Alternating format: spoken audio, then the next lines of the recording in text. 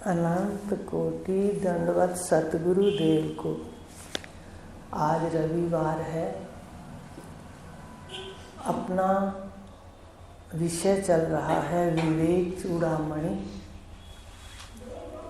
उसमें 142 श्लोक चल रहा है, जिसमें आत्मा का निरूपण करके ये बताया गया कि आत्मा पर अनात्मा का कैसे अध्यास हुआ, भूल हुई। अध्यास का विषय चल रहा है कि भूल कैसे हुई, जब सारा परमात्मा ही परमात्मा चेतन है, माया की लीला है, तो भूल कैसे हो गई मैं और मेरे की। तो इस भूल को कहते हैं अध्यास। ये बताया था कि आत्मा के लक्षण हमने अनात्मा में आरोपित कर दिए। आत्मा सत्य चिद दो आरोपित कर दिए शरीर में, अनात्मा में, और अनात्मा का जड़ और दुख हमने आरोपित कर दिया आत्मा। इसको कहते हैं अध्यास। अन्य का अन्य में आरोप कर देना। जो चीज़ जहाँ नहीं है उसको वहाँ देख लेना अध्यास है, भूल है, भ्रांति है। रस्सी पड़ी है, हमने वहाँ पर सांप देख लिया, तो सांप हुआ नहीं, पर वो भ्रम है। पर सांप से जितना डर लगा वो सारी उम्र ही डरते रहे। ऐसे ही शरीर में मृत्यु है, सबको मैं ही बनाऊंगा, मैं ही सबके लिए करूंगा, 7-7 पीढ़ियों के लिए धन भी इकट्ठा करूंगा। ये भ्रांति, ये भूल है कि मैं करता हूँ। तो ये समझ आ जाए कि सृष्टि में अपने आप हो रहा है। मनुष्य शरीर में थोड़ा सा आपका योगदान होता है क्रियमान कर्म में। क्रियमान कर्म केवल मनुष्य शरीर में है, बाकी किसी योनि में नहीं है क्रियमान कर्म। बस इसलिए ये विशेष योनि है। क्रियमान कर्म में आप बहुत कुछ कर सकते हो। आज नया साल है, ये संकल्प लो कि हम इस शरीर का कर्मों सहित उच्छेदन कर देंगे। ऐसा संकल्प लो। पहले तो कर्मों के अकर्ता होंगे तो ही तो शरीर का जन्म मरण छूटेगा। हम कर्ता बनते रहते हैं, हर बात के अंदर मैं ही करता हूँ, बच्चों को भी मैं ही करता हूँ, बाकी तो कोई है ही नहीं, बस मेरे बिना कुछ नहीं होता घर में। तो ये अध्यास है, भूल है, भ्रांति है। यहाँ सब व्यक्ति अपने कर्मों के अनुसार अपनी यात्रा कर रहे हैं। मनुष्य में लाभ है कि वो क्रियमान कर्म के अंदर सत प्रदान करके सुख ले सकता है। देखो, एक मात्रा बताते हैं आपको कैसे बदल सकते। कर्म 3 प्रकार के कहे गए हैं, संचित, प्रारब्ध और क्रियमान। संचित अनेक जन्मों के कर्म इकट्ठे हुए हैं। मान लो संचित कर्म है, वो भी किसी के नहीं बदल सकते। आपने लॉकर में, तिजोरी में धन रख लिया, तो वो तो पड़ा ही है वैसे का वैसे, उतना उतना। अब वो जो संचित कर्म है वो तो हमारे बंद किए हुए हैं, जमा किए हुए कर्म हैं। अब उस संचित कर्मों से कुछ कर्म परिपक्व होकर शरीर देते हैं, कुछ हम वहाँ से तिजोरी में से कर्मों को निकाल के ये शरीर लेते हैं। इसलिए कई बार आता था कि देखो, शरीर को देख के पता चल जाता है कि मेरे पिछले कर्म कैसे थे। शरीर स्वस्थ मिला, शरीर के सभी अंग मिले, ये सबसे बड़ा अमीर है वो व्यक्ति जिसके शरीर के अंग सही हैं, जो स्वस्थ है। वो चिंता करके अपने शरीर को क्रियमान कर्म में अस्वस्थ क्यों करता है, भूल है उसकी। वो सबसे बड़ा अमीर है, उसका एक एक अंग देखो उसको सुख दे रहा है। तो इस प्रकार वो प्रारब्ध कर्म हो गए।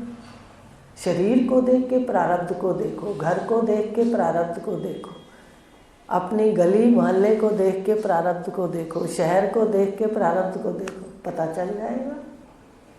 तो इस प्रकार ये प्रारब्ध है जो हमने कर्मों को खर्च करके एक शरीर लिया। अब रह गए तीसरे क्रियमान। अब जब 3 हिस्से हो गए, 2 हिस्से तो हम नहीं बदल सकते, इसका मनन करना, 2 हिस्से हम नहीं बदल सकते। प्रारब्ध भी या तो ज्ञान से क्षीण कर देंगे, खत्म नहीं कर सकते। आपके सामने पिक्चर खुलेगी, आप उसको मिटा सकते हो, धूमिल कर सकते हो ज्ञान से। सिद्ध पुरुषों की अलग बात है, साधक की कर रही हूँ। और फिर उसके बाद जो क्रियमान कर्म है वो आपके हाथ में है, मनुष्य शरीर। अब 2 कर्म जो हैं, प्रारब्ध आपके हाथ में है, संचित आपके बंद है। अब प्रारब्ध में मान लो सुख 50% है, ठीक है, या 70% सुख है। तो आपने जो तीसरा हिस्सा था क्रियमान कर्म, उसमें शुभ कर करके अपने शुभ को 70% की जगह क्या कर दिया, 90% कर दिया, 20% बढ़ा दिया, 30% बढ़ा दिया। तो ये नए क्रियमान कर्म का इतना लाभ है। हम वर्तमान में जो कर्म करेंगे थोड़े समय में ही वो फलीभूत हो जाते हैं। बीज डालते हैं तो समय तो लगता है थोड़ा सा। कोई कहे कल तो आया था, आज मेरे घर क्यों नहीं ऐश्वर्य है? भाई तेरी अंतःकरण में खोट होगा कहीं, भगवान की वाणी में खोट नहीं है, उपनिषद वाणी में खोट नहीं है। उन्होंने तो कहा देखो तुम अपने घर जा रहे हो, मुझे कई बार लगता है भाई अमरनाथ जा रहे हैं जैसे, ठीक है, और वहाँ जाते पहलगाम में पहले बैठे तो वहाँ पर क्या मिलते हैं, फल आदि मिलते हैं अच्छे अच्छे, समझ रहे हो, ऐसे समझ लो। फिर उसके बाद जाते हैं, मान लो गरुड़ चट्टी गए, मान लो आगे शेषनाग गए, ठीक है, कुछ भी है, उसमें अलग अलग विशेषताएं हैं।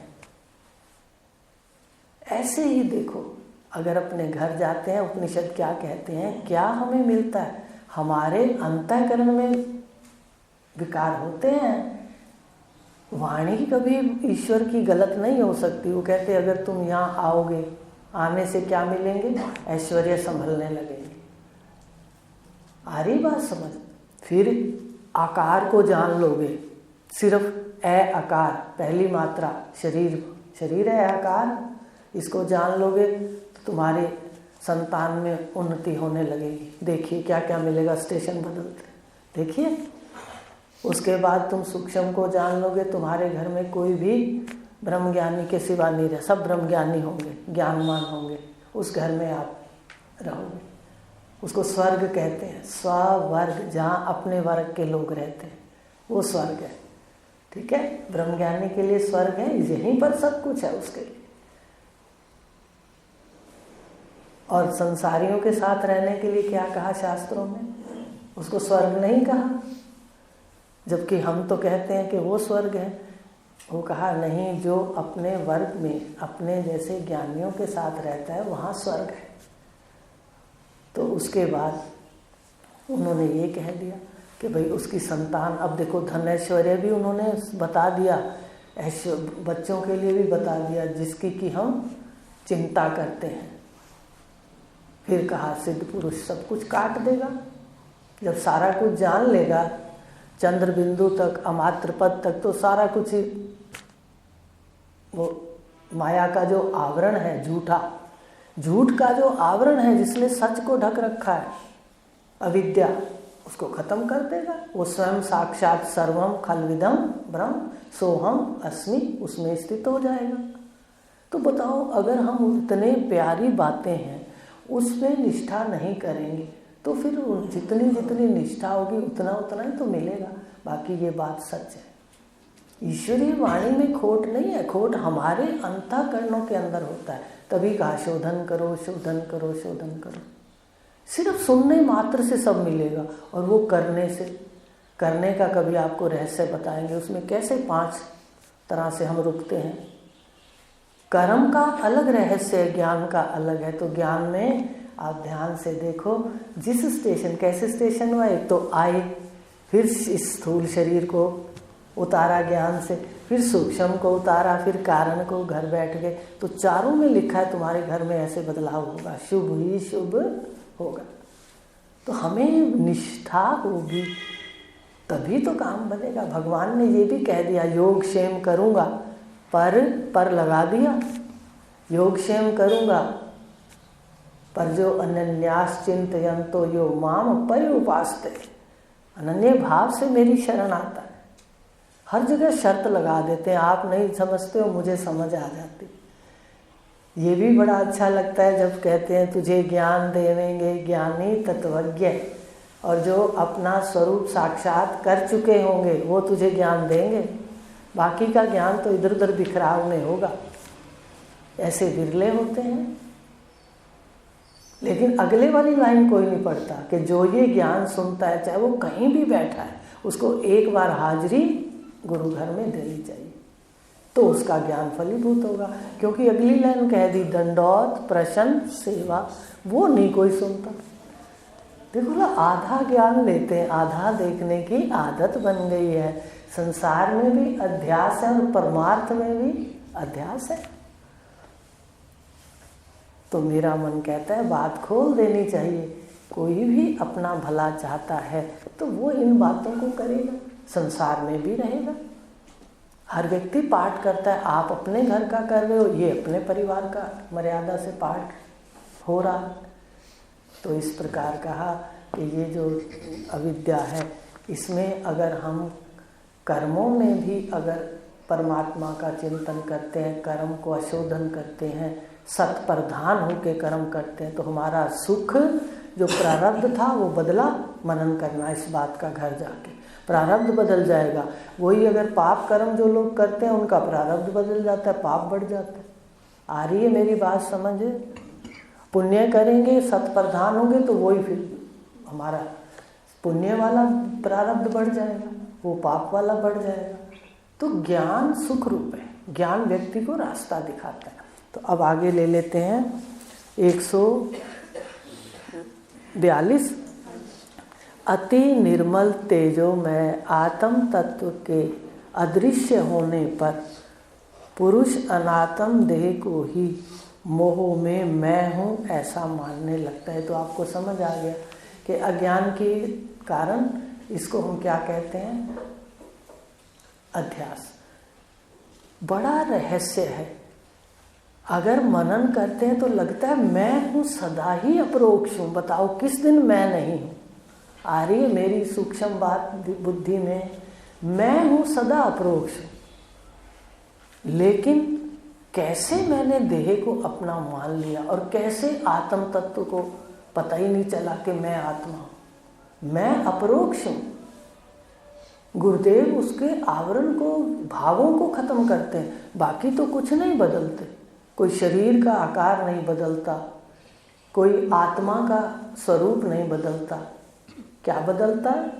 मन के भाव बदलते हैं, बुद्धि के निश्चय बदलते हैं। ये दो ही पुर्जे हैं जो ऊट पटांग दिखा देते हैं, मैं को यह और यह को मैं। तो ये कहा कि मैं हूँ ऐसा मानने लगता है।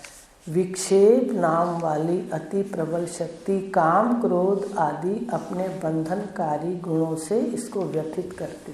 देखो मैं हूँ अज्ञान आते ही। अज्ञान की कितनी शक्तियाँ हैं? 3, आवरण, मल और विक्षेप। इसमें आगे आएगा तो ठीक है, पर आपको बता देते हैं। जब मैं हूँ शरीर, आप हालांकि आपको बता दिया मैं सदा अपरोक्ष हूँ। भले कुछ कहता रहूँ, मैं मरता हूँ, करता हूँ, पर मैं कुछ भी इसमें से नहीं हूँ। अब कहा कि जो मैं मान लिया, अध्यास हो गया, विषय अध्यास का चल रहा है ना, तो अध्यास होने से 3 बातें आ गई। आवरण, ये जो अज्ञान है, मैं शरीर हूँ, तो सारे शरीर तीनों ने किसको ढक लिया? आप मैं हूँ को, कि मैं हूँ। जानना था ना कौन हूँ। गलती तो मैं हूँ में नहीं है, हूँ में गलती नहीं है, मैं ऐसे हूँ हुआ ये भी बताएंगे। मैं हूँ ये गलती नहीं है, ये तो मैं सदा अपरोक्ष हूँ, मैं हूँ। लेकिन मैं कौन हूँ, गलती यहाँ हो गई। मैं कौन हूँ, कह दिया मैं शरीर हूँ। ये कहते ही आत्मसत्ता सच्चिदानंद वो ढका गया। ढका नहीं, मिथ्या है, ये बात भी मिथ्या है। ढकने वाली बात भी क्या है, एक आपको उदाहरण दिया। ऐसा नहीं कि कोई आकर के ऐसे कपड़े की तरह ढक ले। रूप ने ढका, बताओ रूप सत्य है? वास्तव में नहीं है। नाम ने ढका, ये माया है। माया क्या है? रूप और नाम ये मिथ्या है। मिथ्या ने सत्य को ढक लिया। कैसे ढका, अभी बताते हैं। मटका हुआ मिट्टी में, मिट्टी में रूप, देखिए क्या है माया, उसको अलग अलग करना सीखिए। आप अपना रूप आज जाके घर उतारना, को क्या उतारें दीदी, बात कर देंगे, उतरा हुआ ही है, रूप में तो मैं ही भरा हुआ है, मटके में तो मिट्टी भरी है। तो देखिए कैसे रूप मटका, फिर रखा नाम कुम्हार ने उसका मटका। क्या कहते हो, मैं मटका लाई हूँ आज, पर ऐसा कच्चा था, हाथ में आते ही पानी भरा और टूट गया, चला भी नहीं। ठीक है, अब देखिए मटका बना, मटका लाए, मटका टूटा। मिथ्या ने किसको आवरण कर लिया? मिट्टी को। आप लाए क्या? मिट्टी लाए ना। आपने रखा क्या? टूटा क्या? आकार टूट गया। ठीक है, उस मिट्टी में ही बनना हुआ, मिट्टी में ही टूटना हुआ, लेकिन वो मिथ्या है। सत्य तो मिट्टी है, वो जैसे रहे वैसे मिट्टी है। सत्य तो सत्ता है। अहम सत्ता से देखो, सुषुप्ति से रोज आपके शरीर प्रकट होते, रोज अहम सत्ता आत्मा में लीन होते। सत्य आत्मा है, और ये जादूगर का खेल है। मिथ्या ऐसे प्राग भाव ऐसे प्रकट कर देता है, फिर निचोड़ लेता है, जिसको कहते हैं प्रध्वंसा भाव। अब शास्त्रीय शब्दों में है, मोटे रूप से देखिए, रोज प्रकट हुआ, गुलाब का फूल खिल गया, फिर कौन सा फूल होता है जो बंद हो जाता है? छुई मुई कोई भी बंद हो है ना, खिलता है। फिर सूर्यमुखी तो पता क्या होता है, जैसे जैसे सूर्य जिस तरफ जाता है उस तरफ मुड़ता है। आप देखिए कितना, मुझे जो पहले पता लगा, मैंने कहा कैसा सृष्टि सुंदर है। हमारी देखने वाली आँख नहीं है सही, नहीं तो हम सृष्टि इतनी प्यारी है। सैर करो सृष्टि में, प्रारब्ध लेकर आए हो, अच्छे कर्म करो, प्रारब्ध भी सुंदर हो जाएगा। जो आज अपना क्रियमान, तो क्रियमान को अपने को देखना है, सत्प्रधान होकर के इन सब बातों को। उसके लिए फल छोड़ दो तो सबसे बड़ी बात है, पर कहना आसान है, आज जाके देखना, बांध लो। फल छोड़ना ही सबसे मुश्किल है। भगवान ने तो बहुत बड़ी बात कह दी, अभ्यास से ज्ञान पढ़ा, अभ्यास से ज्ञान श्रेष्ठ, ज्ञान से ध्यान, ध्यान से कर्म फल त्याग।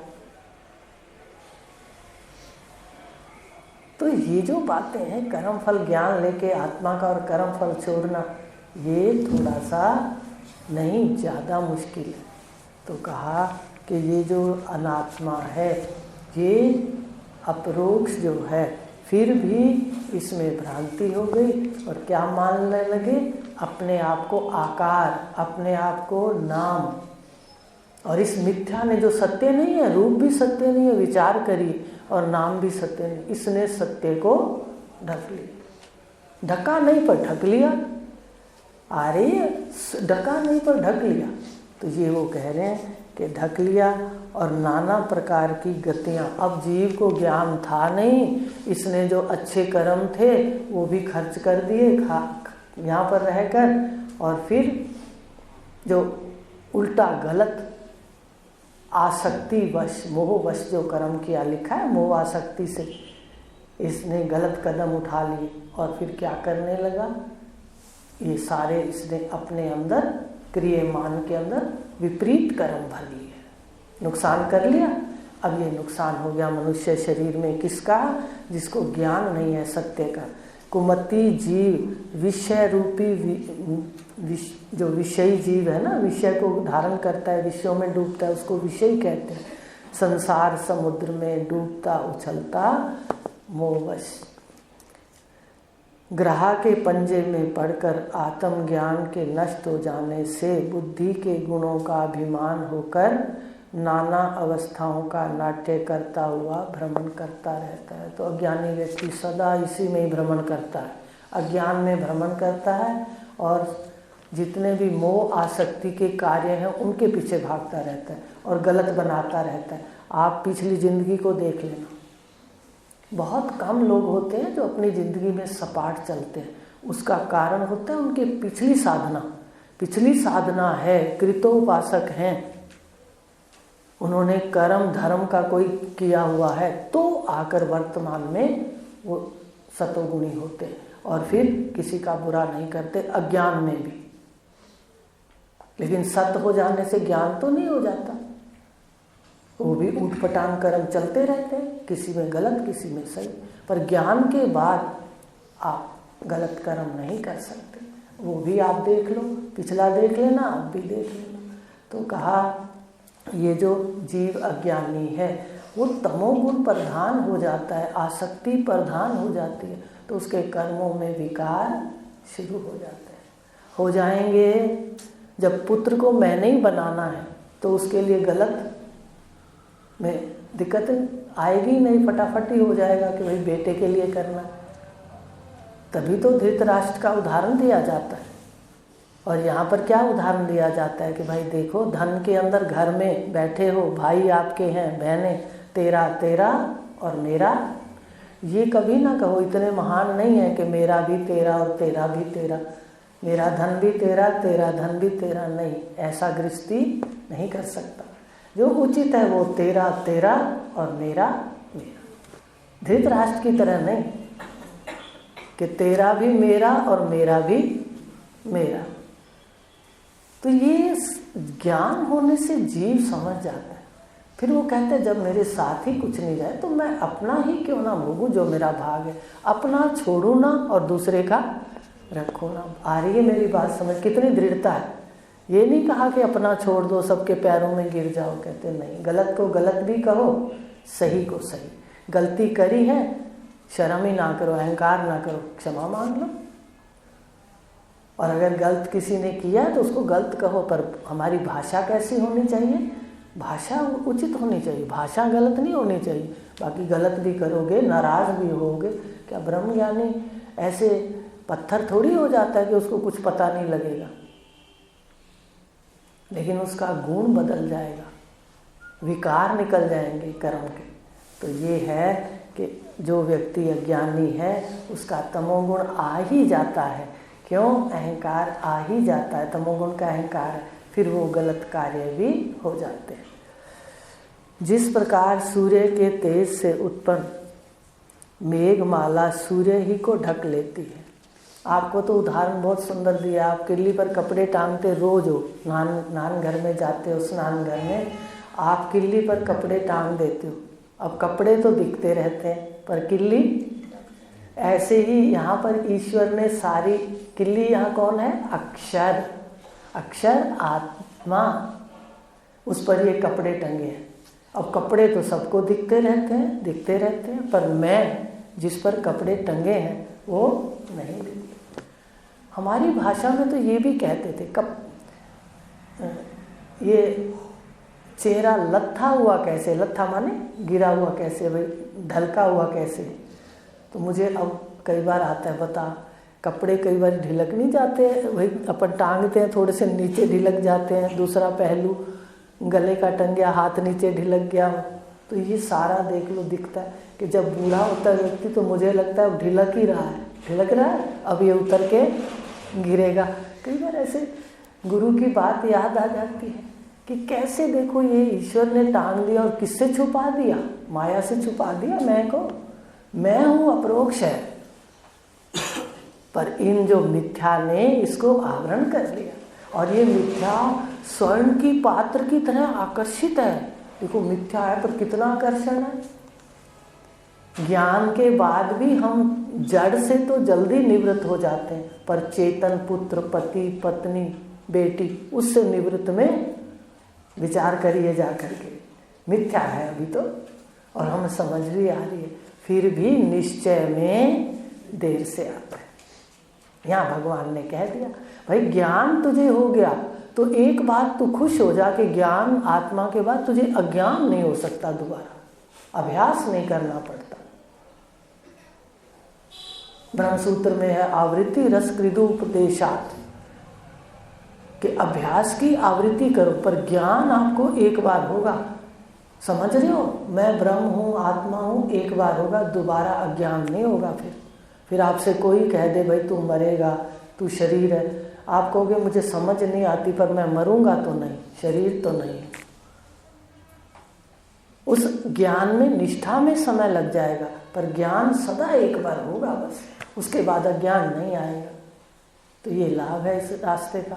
बाकी जिस जगह जाएंगे व्रत करेंगे, अभ्यास करना पड़ेगा। आपने 16 सोमवार रख लिए, ठीक है, उसके बाद जो व्रत मिल गया, जो आपको मिल गया फल, वो थोड़े समय में ही खर्च हो जाएगा। या हमने पहले से ही मांग लिया, पति तो रखते ही नहीं 16 सोमवार, पति की लंबी उम्र हो तो मांग लिया पहले से ही, हमने तो बराबर कर लिया। कर्म के अंदर वो बात नहीं है, ज्ञान जो है वो आपके जीवन में सदा रहेगा। तो इसलिए ज्ञान में आवृत्ति नहीं है, ज्ञान एक बार कर लो। ऐसा लिखा कि एक बार जैसे एक स्त्री पुत्र पैदा करती है तो कितना समय 9-10 महीने लग जाते हैं, ऐसे यहाँ पर तो एक बार ज्ञान रूपी पुत्र पैदा हो जाए, उसके बाद आप स्वतंत्र होकर के घूमो, फिर अज्ञान नहीं होता। पर बाकी सब जगह आपको बताया था, कभी हम बाहर जाते हैं कर्म उपासना के लिए, इधर भागते हैं, दूर दूर जाते हैं उपासना करने के लिए, माता की किसी की भी उपासना करते हैं।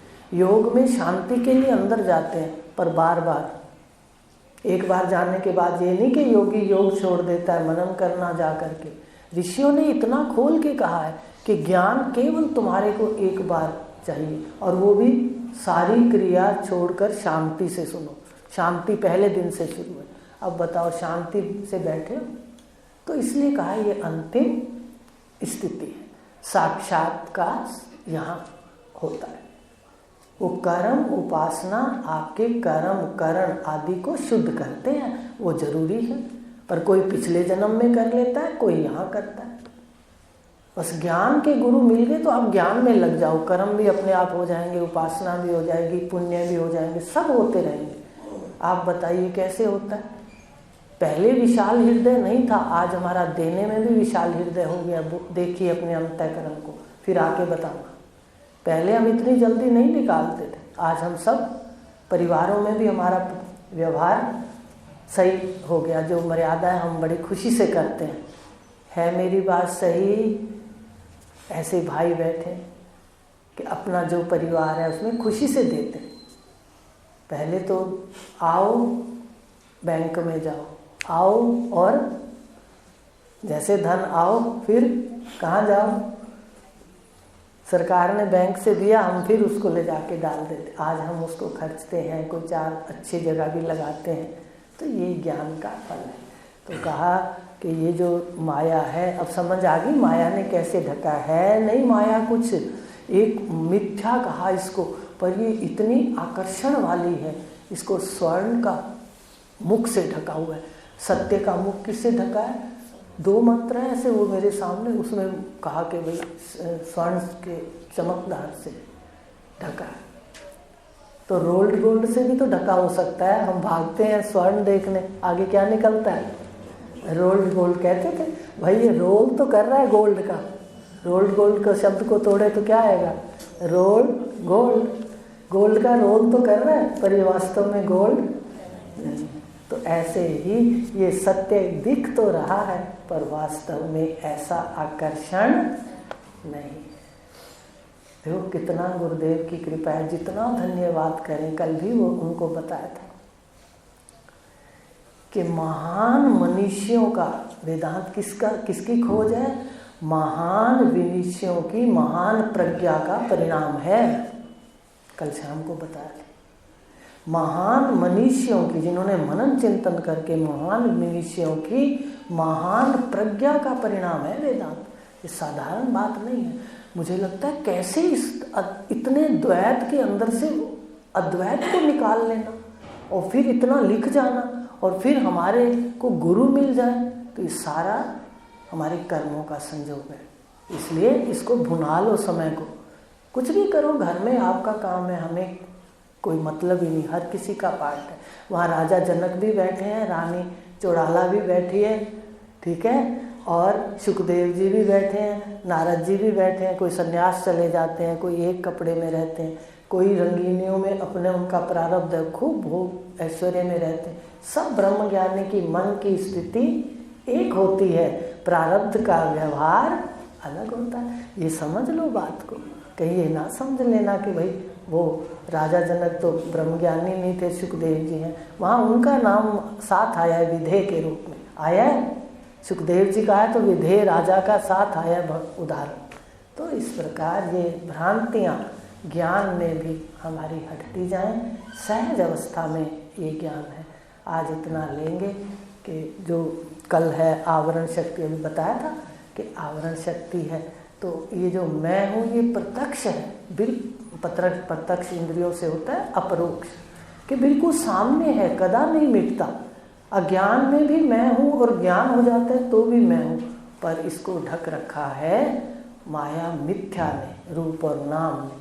और वो कैसा है आपको चमकदार बता दिया कि वो है इतना चमकदार, गोल्ड का रोल तो करता है पर वास्तव में स्वर्ण नहीं है। ये याद रखना, कल आगे लेंगे आवरण, शक्ति और विक्षेप। अब ज्ञान की 3 शक्ति, अज्ञान होते ही 3 बीमारियां इसको चिपट जाती हैं, ये बच नहीं सकता। अब अपने आसपास भी देखा करो कि 3 बीमारियां सबके होंगी और आप देखोगे आप धीरे धीरे निरोग होते जाओगे, धीरे धीरे। कोई भी दवाई होती है, डॉक्टर के पास जाते हैं, फिर उसके बाद उसको धीरे वो पूछते हैं, हकीकत लेते हैं, उसके बाद दवाई देते रहते हैं, तब जाके निरोग होते हैं, एक दिन में तो नहीं हो जाते। तो यही ऐसा है, इतना लेंगे। ओम पूर्णमद